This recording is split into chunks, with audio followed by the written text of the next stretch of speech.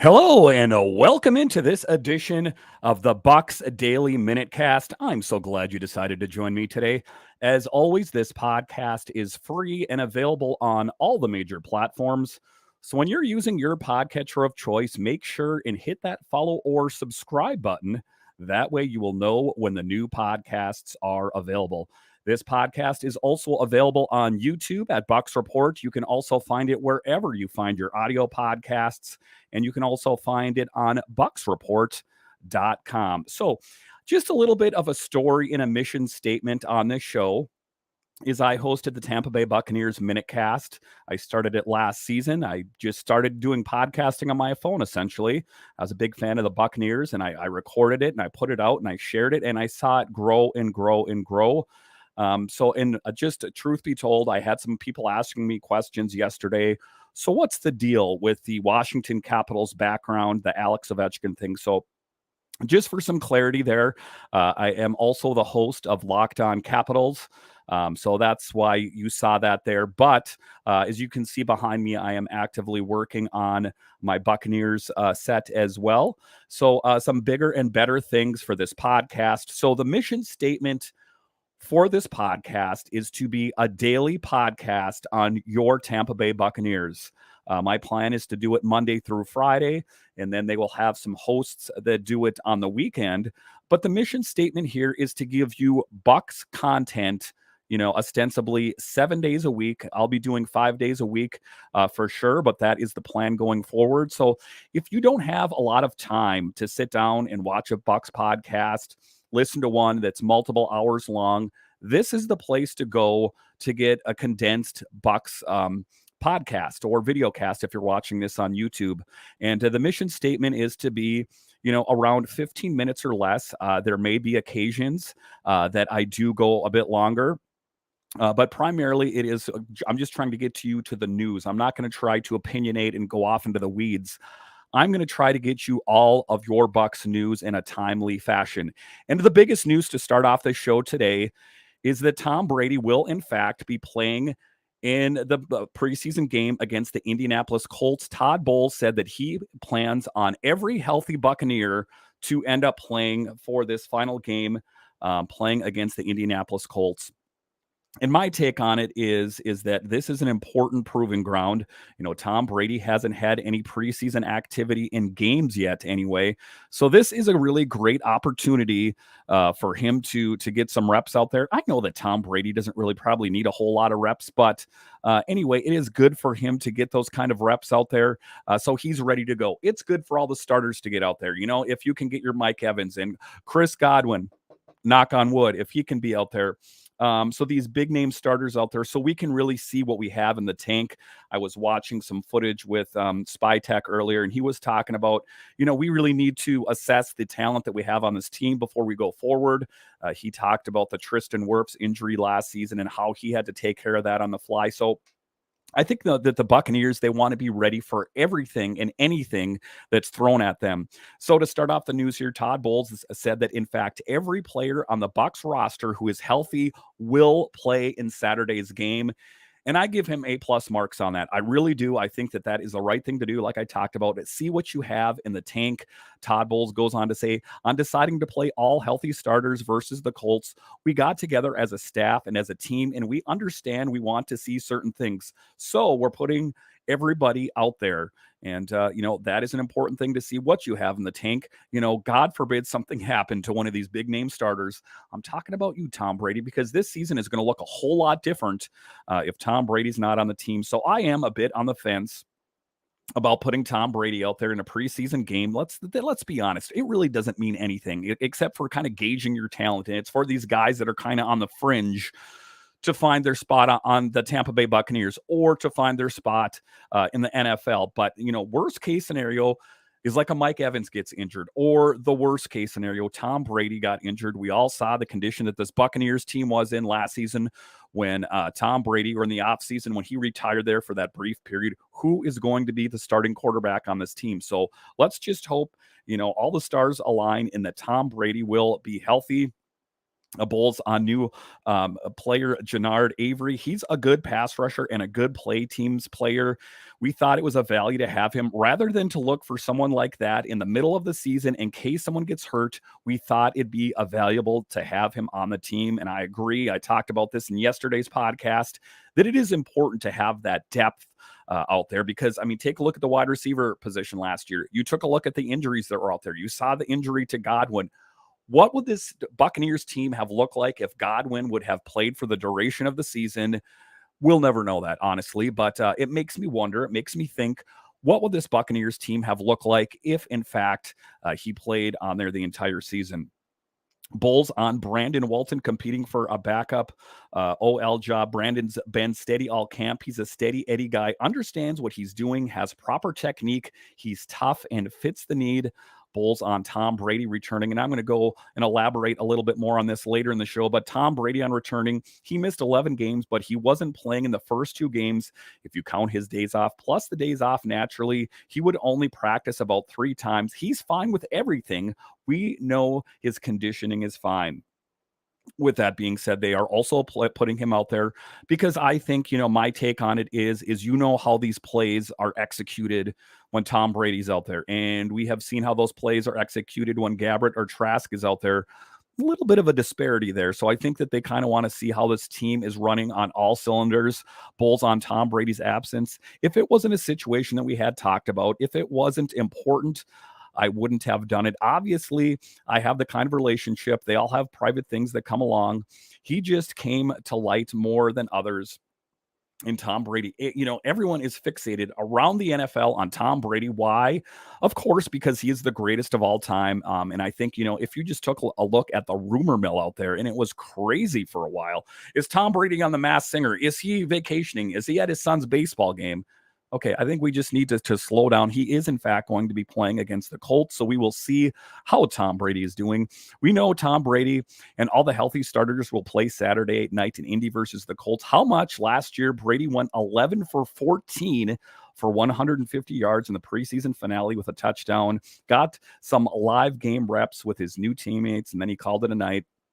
Bulls on Fred Johnson, also competing. He's big, he's tough, he's very smart, understands the game well. When he plays with leverage, he's a force with a lot of weight. From time to time, quickness might beat him here and there, but he's working on his technique.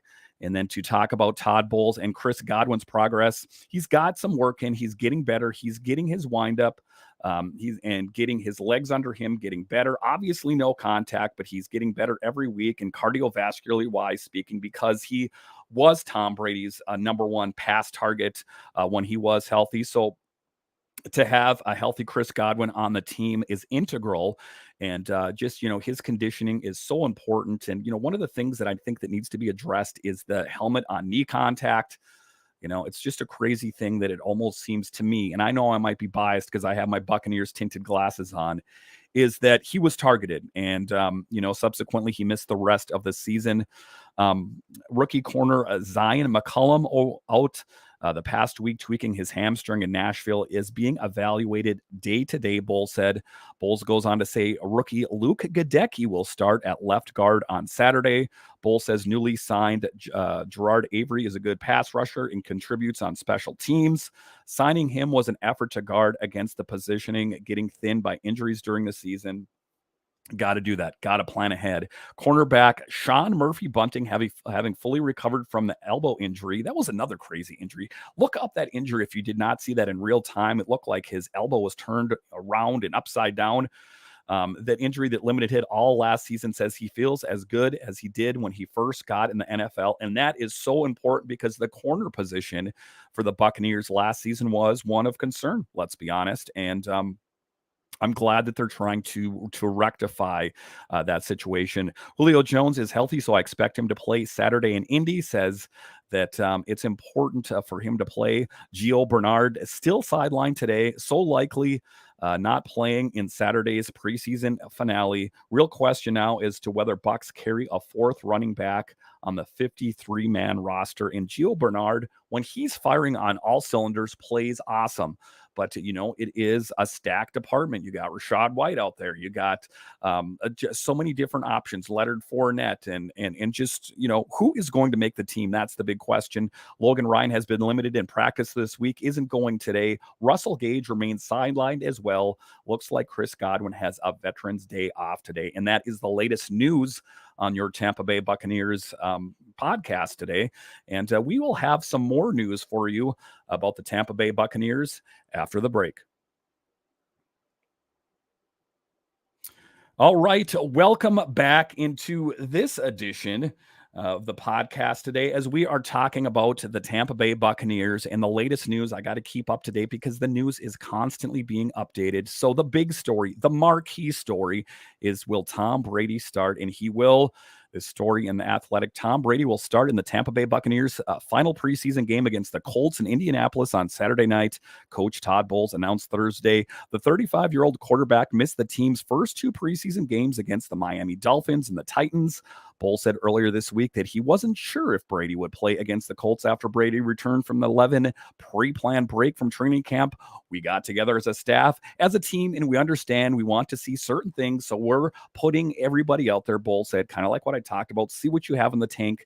It's been a winding off season for Brady. It started by announcing his retirement in February. We all remember that tumultuous time. Brady then announced he'd return to the Buccaneers in March. And earlier this month, the Dolphins lost draft picks, and team owner Stephen Ross received a fine and a suspension after the league determined the team had impermissible contact with Brady on multiple occasions over the past couple of years. And, the things follow Tom Brady. Being the number one player out there, things follow you and they follow him. See the deflate gate, see all that kind of thing. Brady has played in the 3rd preseason game every year since 2009. He went 11 for 14 for 154 yards. So Bucs Nation, let's settle down. Things are going to be okay in Buccaneers land, in Tom Brady land, and just, let's just all maintain some calm out there. All right, so the other big story out there, and this is a big story for me anyway, is that Cyril Grayson, a bit of an unknown commodity. He was a track star for LSU, had very limited NFL experience. If memory serves, he played briefly with the Seahawks, but just, a guy that's really fast. You could kind of put him in the same categories as Scotty Miller, just really fast. The Bucs waived him. He is injured as well, so I think that probably factored in there as well. The Tampa Bay Buccaneers are parting ways with one of their most pleasant surprises from the latter part of the 2022 season. Wide receiver Cyril Grayson was waived Thursday with an injury designation. The team announced Grayson didn't play college football but ran track at LSU. After playing for 7 different NFL teams over a 3-year stretch, he landed with the Bucs in 2019 to help provide depth after multiple injuries left the unit. And if memory serves, wasn't that really awesome game, the Halloween game, where he got aired out and ran it in? We're like, holy crap, who's this guy? That's what was my reaction anyway. The former track star showed off his speed last year with some big plays, including game-winning touchdowns in the final seconds of a comeback victory over the New York Jets. Grayson was facing an uphill battle to make the Tampa Bay's final roster this year, due in large part to the offseason additions of Russell Gage and Julio Jones. And, this was a story in the Bucs Wire. So some more breaking news here. I think that, it's a crowded field. Does this mean that there is a spot for Scotty Miller on this team? Perhaps. I guess time will tell. And that's what we're going to talk about here near is the Buccaneers and Scotty Miller. He's talking about this, and I talked about this a little bit yesterday. I watched some video footage of him on Bucs.com, and he says, I'm always going to fight. I've got to fight. This story in The Athletic, they were talking about it. Scotty Miller can stay claimed or perhaps the most memorable play of the Bucs Super Bowl season 2 years ago, but the 25-year-old receiver could be in his final days in Tampa Bay. The Bucs have a deep and talented group of receivers competing for a limited number of roster spots, and Miller has had one last chance in Saturday night's preseason finale at the Colts to make it his case to stick around. It's never going to be easy, Miller said after practice Wednesday afternoon. Nothing's ever going to be handed to you. It's kind of like my journey, my whole life with football. And if you look at him, he's a bit of a smaller man, but the guy can run like the devil. Ever since I was a little kid, it's never been easy, so I've just got to fight for everything, and that's what I'll continue to do the rest of my career. It's just a blessing to be out here, and I try to take advantage of every opportunity I get. And, I'm not too worried about him. I know that if he doesn't have a spot on the Tampa Bay Buccaneers, he will have a spot somewhere in the NFL. I really wish he would kind of stick around because he is such a fun and fast, dynamic player. In the Bucs Super Bowl run in 2020, it was Miller Scooter, as Tom Brady affectionately called him, who got behind the Packers defense and caught a 39-yard touchdown from Brady with 1 second left before the halftime. A huge score on the way to the 31-26 win in the NFC Championship at Lambeau Field. And that's one of the games that I will never forget, where they could have just, the Packers, and I don't want them to do well, but as just a football guy, I'm watching, I'm like, go for the touchdown. They decided to not go for the touchdown, and the Buccaneers won the game, and the rest is history. But that play stands out as a rare impact play he's had since the middle of the 2020 season. 8 games into the season with Mike Evans and Chris Godwin limited by injuries. Miller led the Bucs with 400 receiving yards, but the arrival of Antonio Brown, let's not talk about that, knocked him down a peg, and he hasn't been the same since. And, he's had a bit of a rough go of it in the preseason, and everyone's like, why didn't he catch that? Some of them, I think, were a little bit not thrown in quite the right direction by the inexperienced quarterbacks at the helm. Trask. Now in the final year of his rookie contract, the 5'9" Miller is surrounded by undersized underdogs. The Bucs drafted Jalen Darden in the 4th round a year ago, and this season he's been outperformed by three undrafted rookie receivers as well. Darden has been a touchdown catch in preseason opener, as did rookie Jareth Stearns. So where does Miller land? That is the big question. Just the same mindset as always. He says, just locked in, ready to go. Miller said, it doesn't matter if it's right now because it's the last game or just any day, really. Any opportunity we get to come out here and work, just take full advantage of it and try to be the best player I can be. And that's all we can ask for from Scotty Miller. That is all we can ask for any of the players that are out there. And, I'm hoping for bigger and better things for Scotty Miller. And I really wish he could crack the roster. All right. Once again, thank you for joining me on this edition of the Tampa Bay Buccaneers podcast. And I hope to talk to you guys again tomorrow. And, this is going to air in the afternoon. So if you, I can't give you an exact time every day that the podcast is going to air, but look for it. It is the Bucs Daily MinuteCast. Just kind of a spin on the previous podcast. This is the one that is on the Bucs Report. But as always, you can find this podcast in audio form wherever you get your podcast. So once again, thank you for joining me today, and I'll talk to you again tomorrow.